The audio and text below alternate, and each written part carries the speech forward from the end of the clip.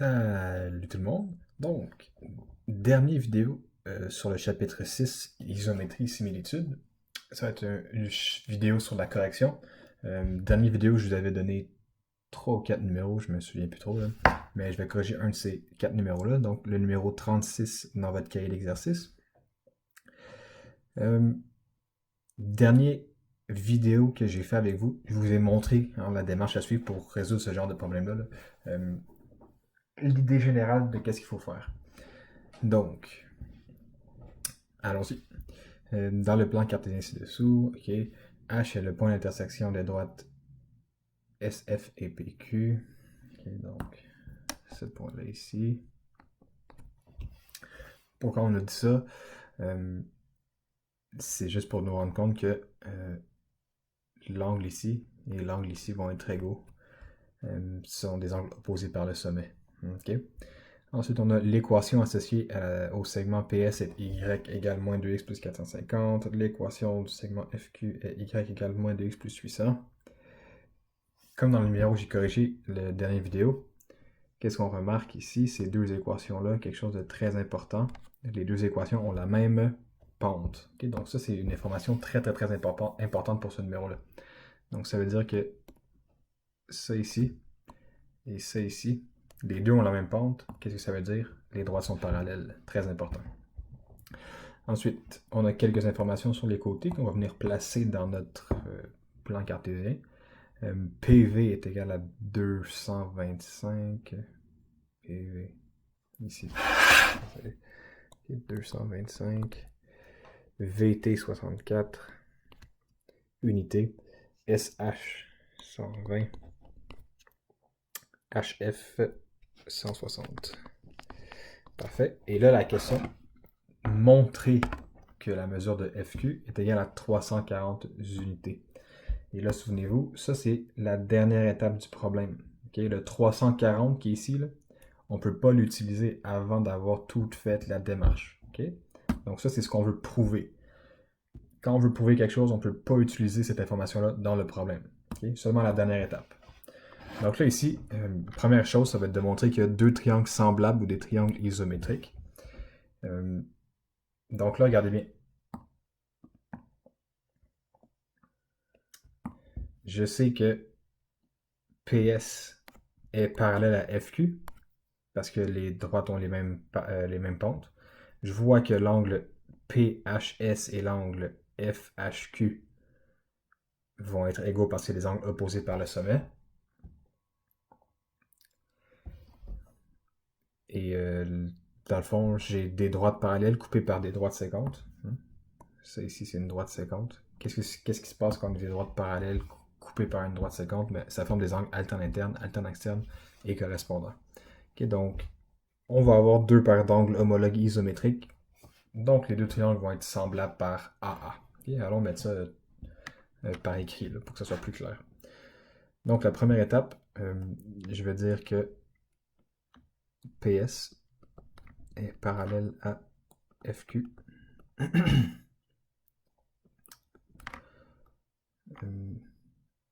Les pentes.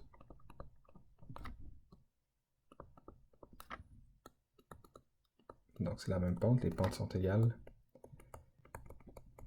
Hop. Désolé.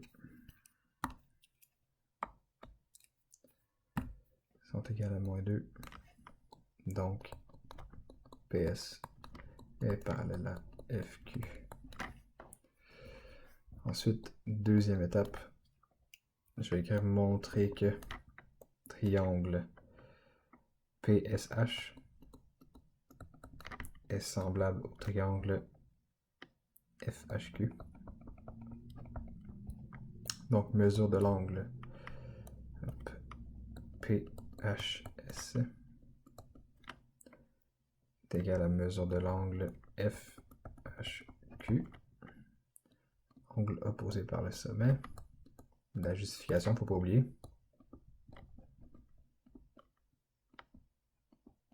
Donc, des angles opposés par le sommet sont isométriques.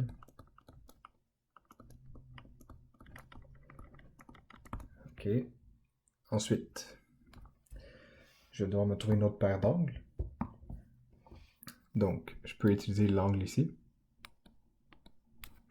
avec l'angle ici. Des angles qui sont à l'intérieur des deux droites parallèles et de chaque côté de la droite sécante, ce sont des angles alternes internes. Donc, mesure de l'angle QFH est égale à mesure de l'angle PSH. Angle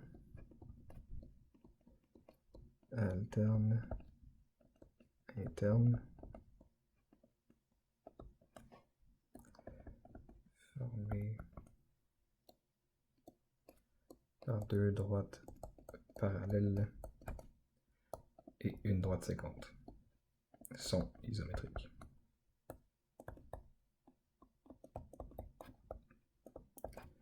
Ok. Je viens de prouver que j'ai deux paires d'angles homologues isométriques. Alors mes deux triangles sont semblables par AA. Alors j'écris donc triangle PSH est semblable au triangle FHQ par A. Et ça conclut nos deux premières étapes.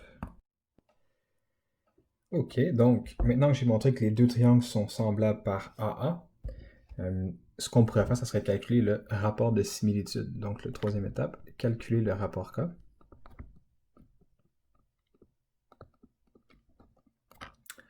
Donc, K va être égal, souvenez-vous, hein, on trouve deux paires de côtés, pas deux paires, mais deux côtés homologues.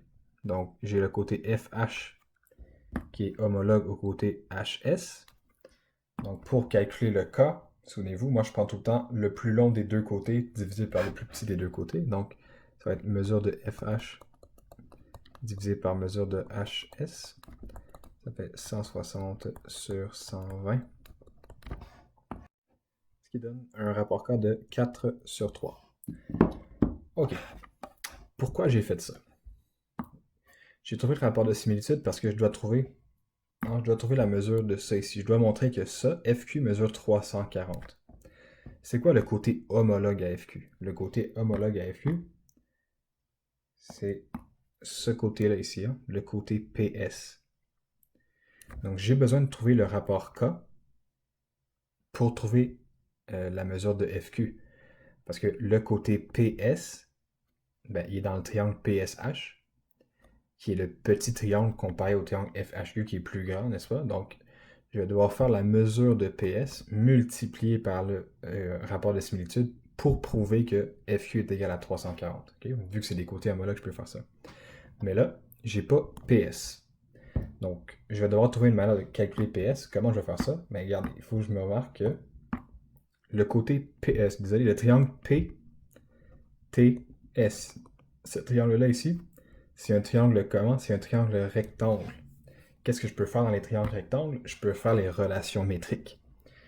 Okay? Avec les relations métriques, je peux trouver la mesure de côté des côtés qui me manquent dans mon triangle. Et donc, quatrième étape, on va aller calculer la mesure de PS. Donc, qu'est-ce que je connais dans ce beau triangle-là? J'ai le N, j'ai le M, je connais pas la hauteur, je connais pas le petit A, je connais pas le petit B. Mais le petit B, c'est ce que je cherche en CPS. Donc, on a une relation métrique qui fait intervenir le B et le N, n'est-ce pas? C'est B à la 2 est égal à N fois C. Ici, j'ai pas C, mais est-ce que je peux calculer C? Bien sûr, je peux aller en additionnant le M plus le N, n'est-ce pas? Donc, C est égal à M plus N. Ça va me donner 225 plus 64, qui est égal à 289 unités. Parfait. Maintenant, j'ai ça. Je peux calculer la mesure de PS. Donc, B à la 2 est égal à 225 multiplié par 289. On va faire la racine. La racine B va être égale.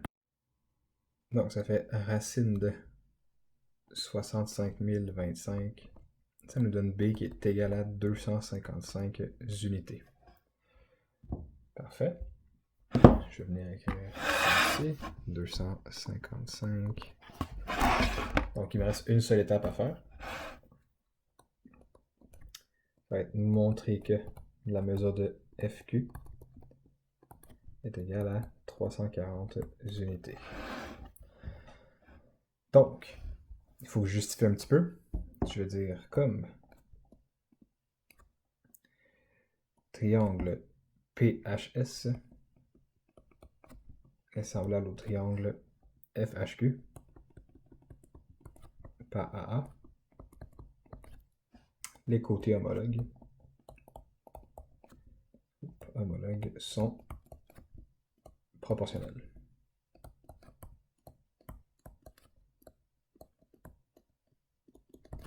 Parfait. Donc, ça veut dire mesure de FQ est égale. Et là, je passe du petit triangle vers le grand triangle, donc je multiplie le côté homologue que je connais par le rapport de similitude. Donc ça va me donner mesure de PS multiplié par K. Ça fait 255 multiplié par 4 sur 3. Ça donne... Bon, on se doute bien, là, il faut que ça donne 340, sinon on a fait une erreur. Okay, donc 255 fois 4, ça nous donne 1020 sur 3, divisé, bien là je fais la division, ça donne 340 unités. Donc, ce qu'il fallait démontrer, c'est QFD. On a fini. Parfait. Donc, j'espère que ça l'a aidé un peu pour ces numéros-là. Prochaine vidéo va être sur les fonctions quadratiques et exponentielles. Donc, c'est le prochain chapitre. Bonne écoute.